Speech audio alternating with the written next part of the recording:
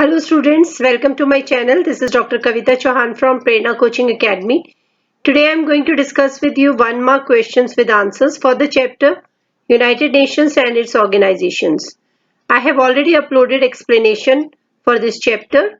There are 2 parts जिनके links मैंने description box में share किए हुए हैं. So let's start with today's class on 1 mark questions with answers for the chapter United Nations and its organizations. The first question says, when did the Lebanon crisis take place? Chapter जहाँ पे शुरू होता है NCERT की book में वहाँ पे 2 cartoon दिए हुए हैं और वो कार्टून रिलेटेड है लेबनान क्राइसिस से.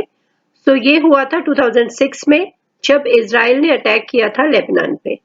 What was the argument given by Israel? Israel ने एक आर्ग्यूमेंट दिया था कि ऐसा उसने क्यों किया, and the argument was that it was necessary to control the militant group called Hezbollah. The United Nations was not created to take humanity to heaven but to save it from hell. Who gave this statement? 2-3 statements are given in the book which you should know. मेरी जो explanation वाला video है उसमें मैंने सारी statements discuss की है. ये statement दी थी जो सेक्रेटरी जनरल थे यूएनओ के डैग हैम्सॉल्ट, and he was also the second secretary general of UNO. तो अगर ये आता है क्वेश्चन तो भी आपको पता होना चाहिए. Give one function of IMF. IMF की फुल फॉर्म होती है इंटरनेशनल मॉनेटरी फंड और इसका मेन फंक्शन है it overseas the functioning of other financial institutions and regulations that act at the international level. So international level पे जो बाकी के फाइनेंशियल इंस्टीट्यूशंस है उनकी फंक्शनिंग को ये सुपरवाइज करता है. So this is IMF. Which countries are called as G8 members of IMF? So this is a group of 8 countries. The names of the countries are USA, Japan, Germany, France, UK, Italy, Canada and Russia. Which international organization was formed after the end of First World War?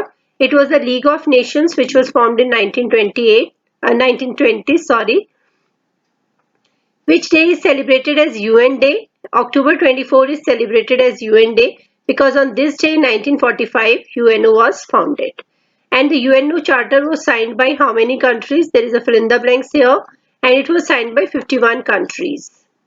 When did India join UNO? India joined UNO on October 30th, 1945, even before the official independence was granted to India. Who was the first Secretary General of UNO?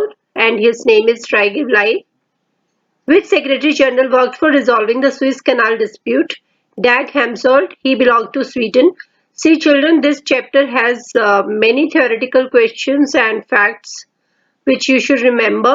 तो जैसे कि एक map भी आता है जिसमें crisis के names दिए होते हैं और पूछा जाता है कि कौन से थे सेक्रेटरी जनरल इन क्राइसिस जब ये हुआ था वर्ल्ड में. तो बेटे हर तरीके की information you must know. Correct the statement. Ban Ki Moon was the first African to hold the post since 1971. इस तरीके का क्वेश्चन भी आता है जिसमें आपको स्टेटमेंट करेक्ट करने के लिए बोला जाता है.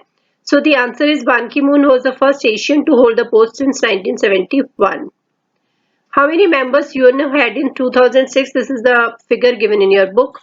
UNO had 192 members in 2006. Why were the 5 great powers selected as permanent members of Security Council? Security Council के 15 members हैं, 5 permanent and 10 non-permanent. Permanent members जो हमेशा same है और non-permanent members जो change होते रहते हैं जब उनका term खत्म हो जाता है. 5 कौन से थे जो select किए गए थे और क्यों किए गए थे? जो सेलेक्ट किए गए थे वो आप सबको पता भी चल गया होगा अभी तक. USA, UK, USSR, France and China. और क्यों किए गए थे? Because these were the most powerful immediately after the second world war. Name the 8th secretary general of UNO. Ban Ki Moon was the 8th secretary general and he belong to South Korea. When was the Human Rights Council established? It was established in 2006. Give one main function of Security Council. ये जो question है ये 2 marks में भी पूछा जा सकता है और उसमें फिर आपको 2 फंक्शन लिखने होंगे, लेकिन क्योंकि मैं इस वीडियो में सिर्फ 1 मार्क क्वेश्चंस इंक्लूड करती हूँ. So its main function is to maintain peace and security in the world. When was the world bank created? It was created during the second world war in 1944. What are the millennium development goals? So millennium development goals के बारे में मैंने अपने video में discuss किया था कि this is being suggested as far as the reform in the jurisdiction of UNO is concerned. तो ये हैं क्या? The Millennium Development Goals were 8 international development goals for the year 2015. that had been established following the millennium. Which was the first UN trust territory? यहाँ पे N capital होना चाहिए. Trusteeship council जो थी वो डिसबैंड हो गई थी और जो लास्ट ट्रस्ट टेरिटरी थी वो थी Palau, which became independent on 1st November 1994. Mark correct or wrong against each of the following statements about the veto power. veto power क्या होती है उसके बारे में यहाँ पे 4 points हैं जो जिनमें से आपको बताना है कौन से correct है और कौन सा wrong है. So only the permanent members of the Security Council possess the veto power. It is a correct statement. It is a kind of negative power. It is also a correct statement. The Secretary General uses this power when not satisfied with any decision. No, this is not a correct statement. So this is wrong. And one veto can stall a Security Council resolution. This is also correct. Mark correct or wrong against each of the following statements about the way UN functions. All security and peace related issues are dealt within the Security Council. This is a correct statement. This is the main function of Security Council actually.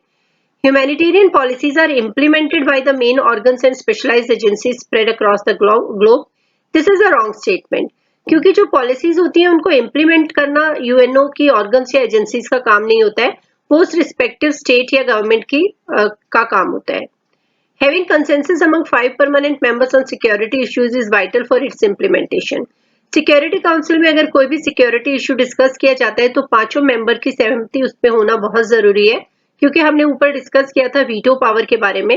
अगर एक भी member negative vote देता है तो वो decision जो है वो पेंडिंग हो जाता है. The members of the General Assembly are automatically the members of all other principal organs and specialized agencies of the UN. This is also a wrong statement, क्योंकि जनरल असेंबली के members तो सारी countries हैं जो independent states हैं आज की तारीख में वर्ल्ड में मोस्टली, और लेकिन वो सब हर ऑर्गन या हर एजेंसी का पार्ट नहीं है. Which among the following would give more weightage to India's proposal for permanent membership in the Security Council? अगर इंडिया को हम परमानेंट मेंबरशिप के लिए सही मानते हैं कि होना चाहिए, इंडिया को मिलनी चाहिए परमानेंट मेंबरशिप, तो इनमें से कौन सा है पॉइंट जो सबसे ज्यादा वेटेज देगा इंडिया को? Nuclear capability. It has been a member of UN since its inception. It's located in Asia. India's growing economic power and stable political system.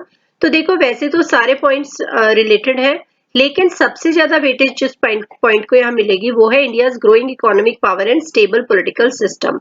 India started as a democratic country in 1947 और उसके बाद से India का जो political system है वो stable रहा. WTO is serving as the successor to which of the following organizations? So ये है General Agreement on Trade and Tariffs. यहाँ पे कुछ fill in the blanks हैं. The prime objective of UN is to maintain peace and security. The highest functionary of the UN is called the Secretary General. The UN Security Council has dash permanent and dash non-permanent members, so 5 and 10.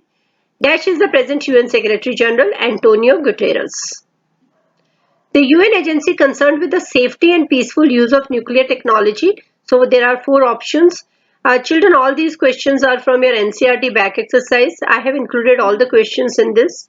The answer is International Atomic Energy Agency. Write the full forms. यहाँ पे कुछ full forms है. UNDP.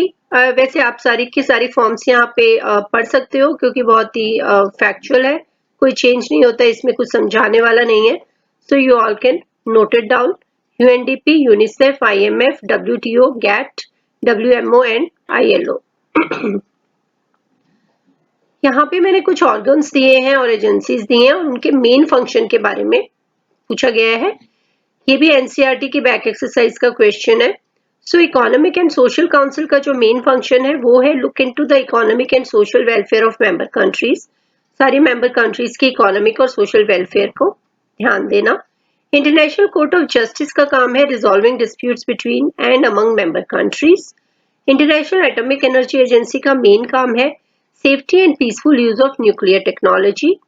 UN high commission for refugees का काम है to provide shelter and medical help during emergencies. World Trade Organization basically facilitates free trade among member countries. यहाँ पे बेटा I have included the passage also. So read the following passage carefully and answer the questions. ये भी जो passage है ये exam में पहले आ चुका है. Countries have conflicts and differences with each other. That does not necessarily mean they must go to war to deal with their antagonisms. They can instead discuss contentious issues and find peaceful solutions.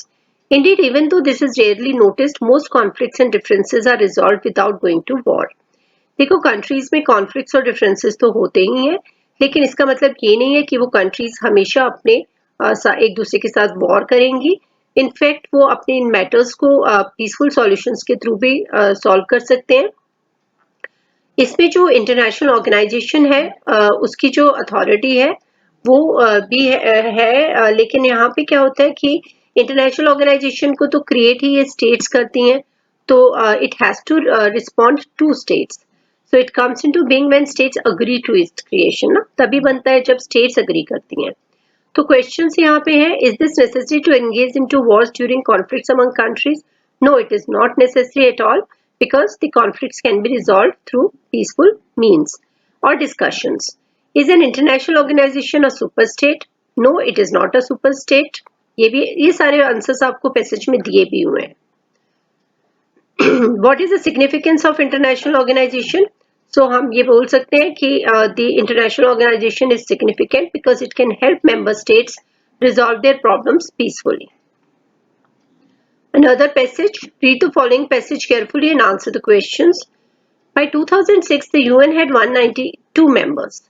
These included almost all independent states. In the UN General Assembly, all members have one vote each. In the UN Security Council, there are 5 permanent members. These are US, UK, Russia, France, China. जब भी मैंने कहीं पे USSR अगर बोला है तो वो अर्स्टवाइल USSR था, डिसइंटीग्रेशन से पहले USSR था और उसके बाद Russia was considered as the successor. These states were selected as permanent members as they were most powerful immediately after the Second World War. इससे रिलेटेड क्वेश्चन भी मैं ऊपर डिस्कस कर चुकी हूँ.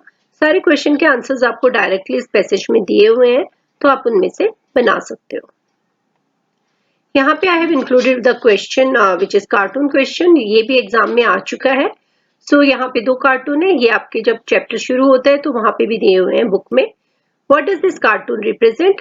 Who is the person being commented in the cartoon? And what message does the cartoon convey?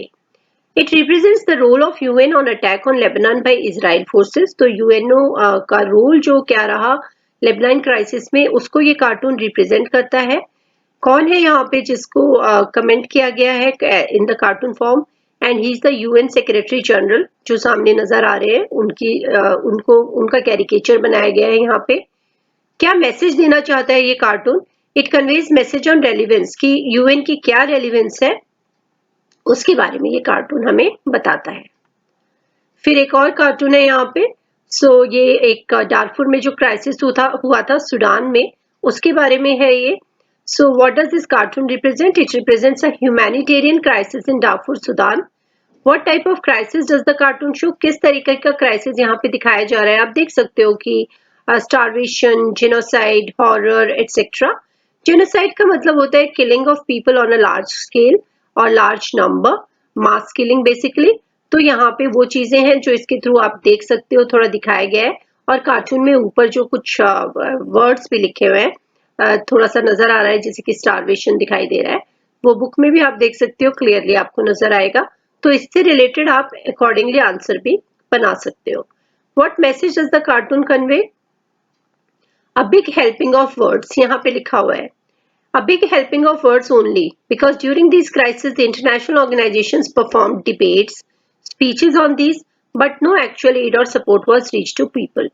तो यहाँ पे big helping of words मतलब शब्दों के द्वारा तो बहुत हेल्प की गई, लेकिन रियलिटी में एक्चुअल एड की अगर हम बात करें तो बहुत कम लोगों तक ये पहुंच पाई. उसको ये दिखाता है कार्टून यहाँ पे. So this is all children for today's class. Thanks a lot for watching and keep watching my videos. Thank you so much.